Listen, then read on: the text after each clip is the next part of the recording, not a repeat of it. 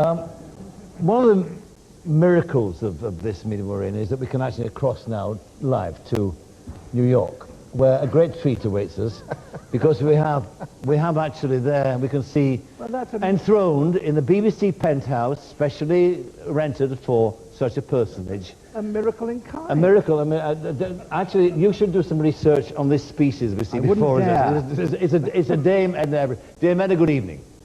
Hello, Michael, and hello, David. Good day. You know, David, I could listen to you all night, and I almost feel I have.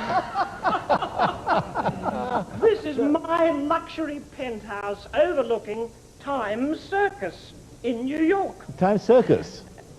And I want to ask you something, Michael. Yes. Why aren't you Lord Parkinson of Bray? I thought that you... I'm gravely disappointed, and I'm so choked I can't speak. Thank you. You should do a Sean Connery. You should throw a little bit of a tizzy. Stamp your foot. The Queen's an old softy, you know. And what about Liz Taylor? I was thrilled about her. Yes. She's been jealous of me for years, Michael and David. But now she's a dame for her services to jewellery. And think of all her wonderful films. Well, I can think of some, perhaps. And then there's Lord Burt. Has he looked into your studio yet? We haven't Lord seen Burt of Shepherd's Bush? David, could I ask you a question? You're over in America. You've taken Broadway by storm, of course. I have. It's wonderful. And well-deserved, very well-deserved. But may I ask you, have you got family in America? Well, I don't. Well, my son Kenny is designing my clothes here. Yes. And my dysfunctional daughter lives here with a retired Czechoslovakian tennis player, a strange woman. But I've done something very special and very millennial, David and Michael. You see, I've imported my mother, Gladys Beasley, from Australia. Here she is, for the first time on television. My mother. Can you see a superficial resemblance? I mean, she's like me, except, well, she's not in showroom condition, I'm afraid. In fact, I think she thinks she's still in Australia. May I ask, Damon, how old your mother is? Well, I don't know. Let's look at her. I have brought a wonderful Chinese geriatrician with me, Dr. Tang, and I'm hoping, because my mother may have been born in the 19th century, that she might make a bit of a record soon. Dr. Tang, just tell me, will she make it into the next century here? She will. My mother will soon be straddling 3 centuries. That is absolutely... I thought her straddling days were over, too. Yes. Has she been able to share... Isn't it exciting? I hate to interrupt you, but there's an echo in my earpiece.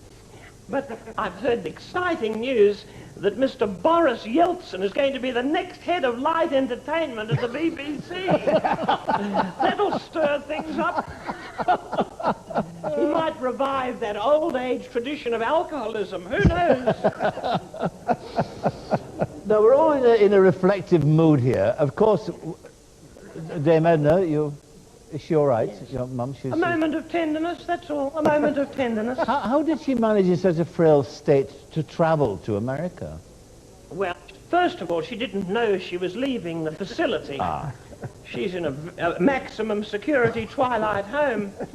But I had holes in her box, so it was very comfortable, really. Now, since we're in this mood to sort of look back and forward, I'd like to get from you, as an icon of the 20th century, your own view of some of the great people, the great names, your great heroes or heroines of the 20th century.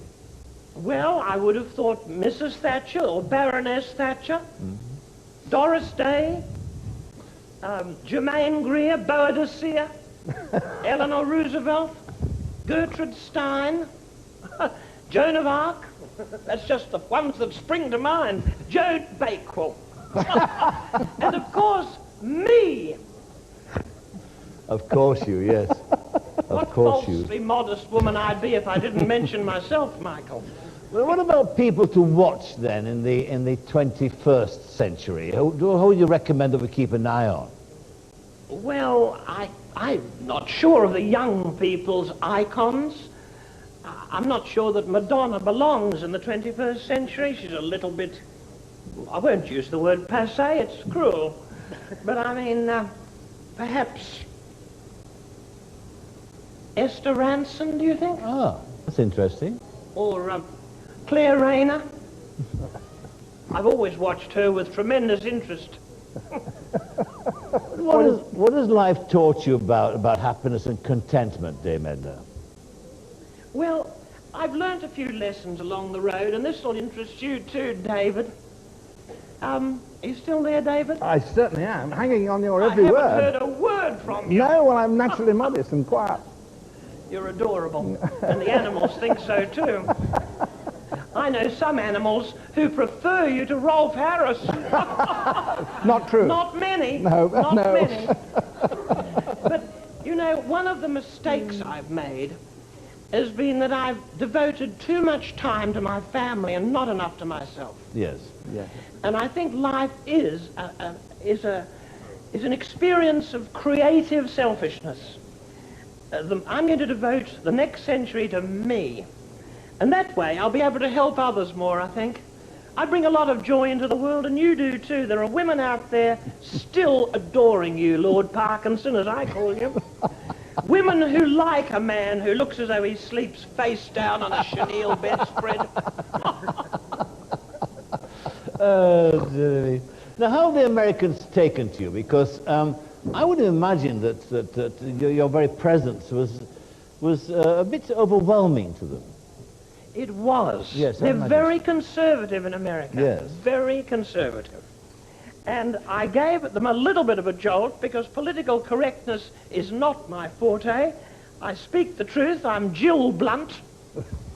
And they've come round to me. They really have embraced me, and that's beautiful because I see America as the Australia of the future, Michael.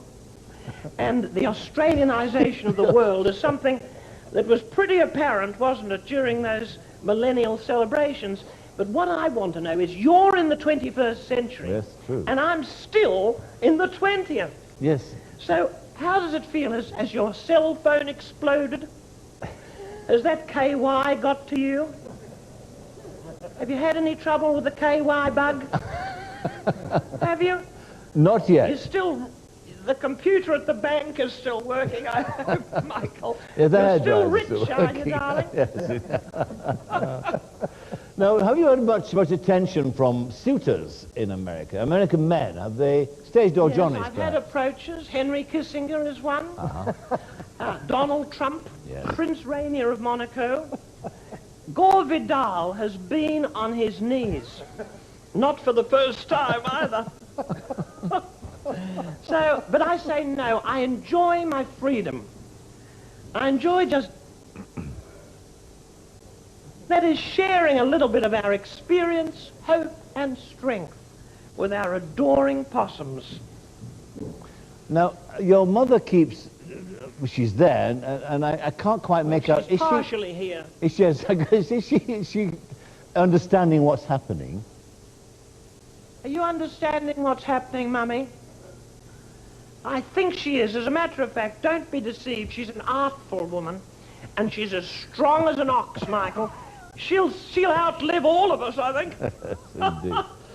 All right. Well, David Attenborough, what do you think about this this first meeting you've had with Dame Edna? Well, she is, as she says, younger than us, Yes. in that she's still living in 1999, but she's really remarkably well preserved, isn't she, for even so? I am. I think it's just because I think nice thoughts. Really? Really? Is that what makes your hair curl? Well, I was born this colour, and I only now realise where I got it from. My mother dyed her hair brown for years, and I was a lonely child. I thought I was an isolated case. And now I find, since I've cut back on her hairdressing at the hospital, that this is her natural colour. She's been deceiving me all this time, Michael. All right. Well, Dame Edna, can we come back to you in just a moment, because we've got a rather special sketch here that we want to put in first of all. There's a featuring French and Saunders, two other people who you admire inordinately. I adore them. You do, I know that. I'll be watching them in the 21st century. Well, indeed, okay. Let's have a look at this special sketch then, them at the Dome.